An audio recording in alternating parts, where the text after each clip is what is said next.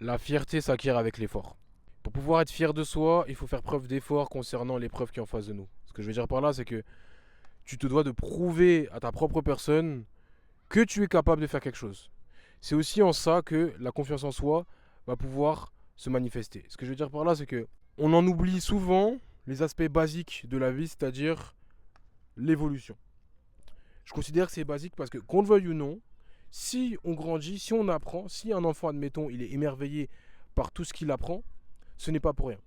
Il a une forme de fierté lorsqu'un enfant apprend. Il est content de lui. Il est émerveillé parce qu'il apprend autre chose. Aujourd'hui, on va pas se mentir, les adultes ont tendance à, je ne sais pas si on considère être fier, mais il n'y a pas spécialement de fierté, il y a plus une forme d'orgueil, en mode, moi, je suis ci, je suis ça. Non, il faut être fier de soi. Il est bien de se mettre en avant, mais il est bien d'être fier de soi. Et la fierté passe par une forme d'effort. Si ce que tu fais c'est facile, tu vas finir par banaliser cela et ça va se transformer en orgueil comme si c'était évident.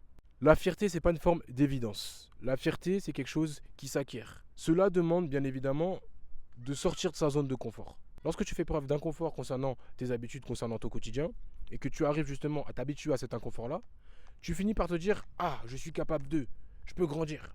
Et je pense que c'est ça le problème. C'est que un enfant, il va ressortir avec une forme de fierté après une épreuve, surtout s'il a réussi à s'en sortir, alors qu'un adulte ne va ressortir aucune fierté parce qu'il va déjà abandonner avant même le premier effort, parce qu'il considère que ça ne sert à rien.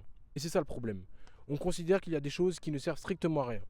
Le concept même de la vie, c'est apprentissage. Il faut que vous soyez reconnecté avec la vie elle-même, c'est-à-dire l'évolution.